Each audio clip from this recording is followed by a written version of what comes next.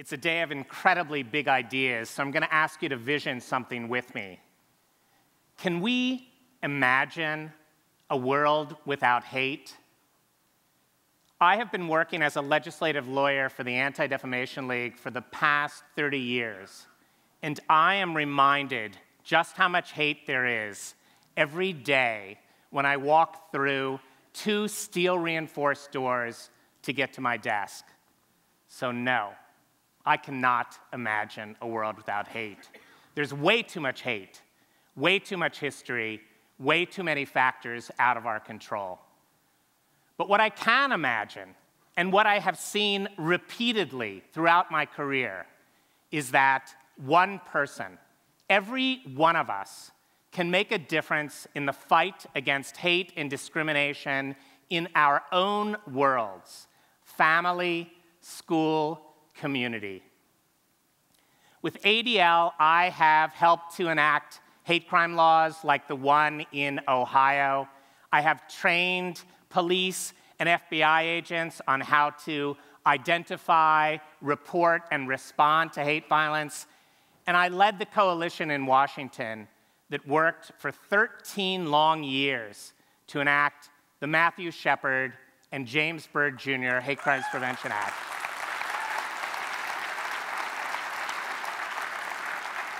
It was a tremendous coalition effort. But my experience is that when they name a law after you, either something very good has happened or something very bad. This is a picture of Matthew Shepard, and this is James Byrd Jr. In 1998, this 21-year-old University of Wyoming student was robbed, tortured, tied to a fence post, and left to die by 2 men who had offered him a ride home from a bar. Matthew Shepard was killed because he was gay. That same year, this 49-year-old Jasper, Texas resident was also offered a ride home, but instead, the 3 men drove him to a remote section of town, beat him, tied him by his ankles to the back of their pickup truck, and dragged him to his death. James Byrd Jr. was killed because he was black. 2 incredibly consequential hate crimes among tens of thousands that have happened in the past 15 years. How is it possible that people can hate this much? No one is born prejudiced. It is learned behavior. And there is a song from the famous musical South Pacific that makes this very point, and I thought I would sing it for you. But then I remembered the last time I was on a stage in Dayton belting out songs as Woody Mahoney in the Fairview High School performance of Finian's Rainbow. And I decided that it was better for everyone if we spoke these words. Please join me in speaking these words. You've got to be taught to hate and fear. You've got to be taught from year to year. It's got to be drummed in your dear little ear. You've got to be carefully taught. You've got to be taught to be afraid of people whose eyes are oddly made and people whose skin is a different shade. You've got to be carefully taught. You've got to be taught before it's too late, before you are 6 or 7 or 8, to hate all the people your relatives hate. You've got to be carefully taught.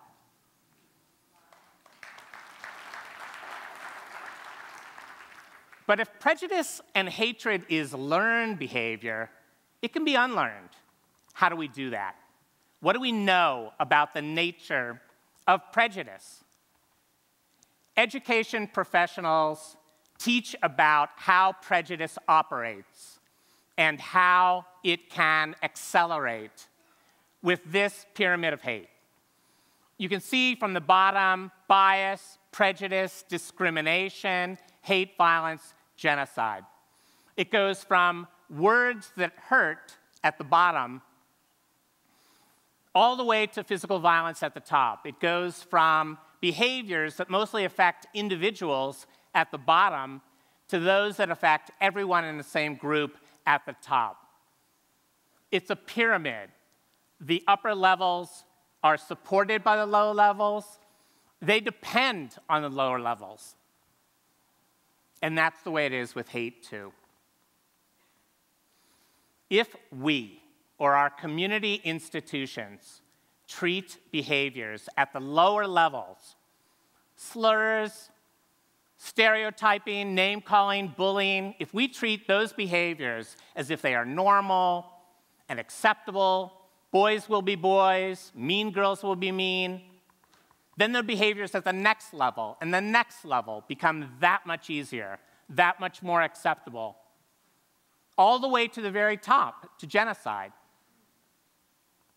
So what do we have to do to intervene, interrupt, disrupt the chain of events that can lead from words that hurt to discrimination to violence?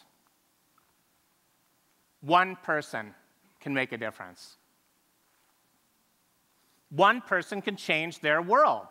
The vast majority of the people in this room will immediately recognize this person, Rosa Parks. But why?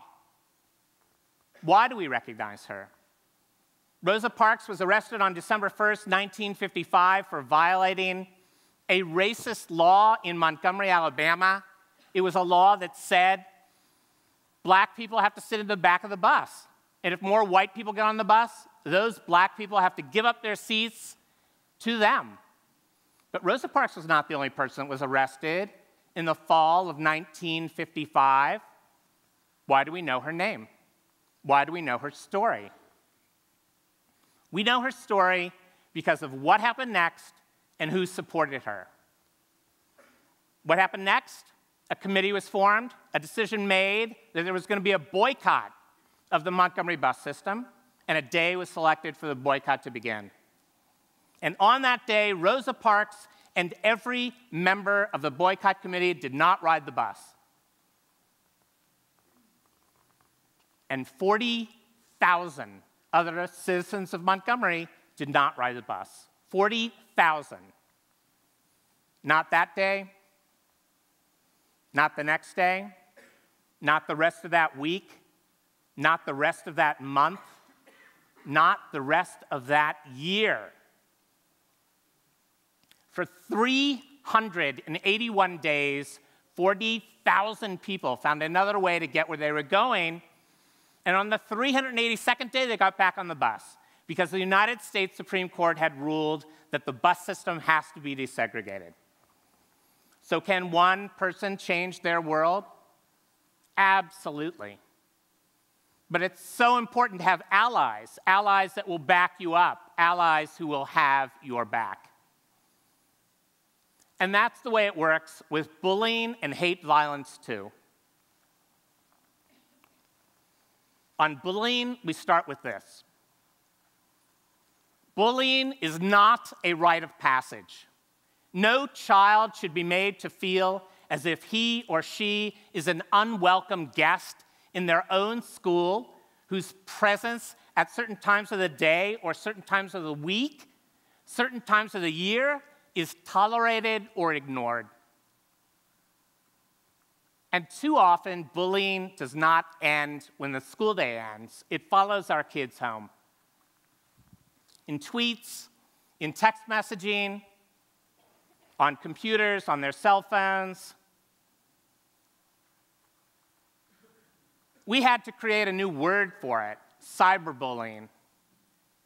Every school in Ohio is required to have a bullying prevention policy. But it's not enough just to have a policy.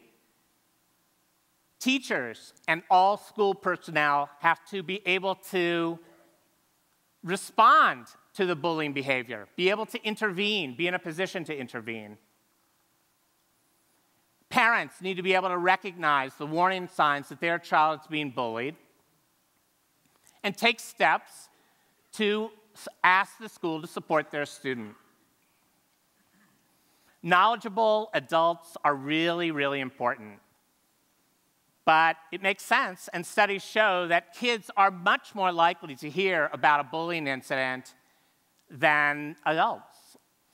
And so what they must do is be in a position to stand up, speak out against bullying, and that is really, really hard. It's hard to move from being a bystander watching the activity to being an ally, willing and able to intervene. Hate crimes are different. Hate crimes are message crimes. Bigots do not burn parallelograms on the front lawn of black families who just moved into a previously all-white neighborhood. They burn crosses. They burn crosses because no one would understand what the charred remains of a burning parallelogram mean. But everybody knows what a burning cross means. It's terrorism, it's a threat, it's a warning, get out or else. Hate crimes are message crimes, and we, as individuals and community members, must send a message right back. And our message is, we treat these crimes very seriously. We support victims of hate crimes. We will not allow you to isolate them, make them feel isolated, vulnerable, and alone. In the United States, our First Amendment protects even the most hateful speech. No other country on earth, no country that we think of as free, does it this way. We rely on the belief that hateful speech will be rejected in the marketplace of ideas, that good speech will triumph over bad speech in the marketplace. But if there's one thing that I have learned in 30 years of work for the Anti-Defamation League, fighting against hate and discrimination, it is that this legal maxim, this concept, this principle does not happen on its own. It is not automatic.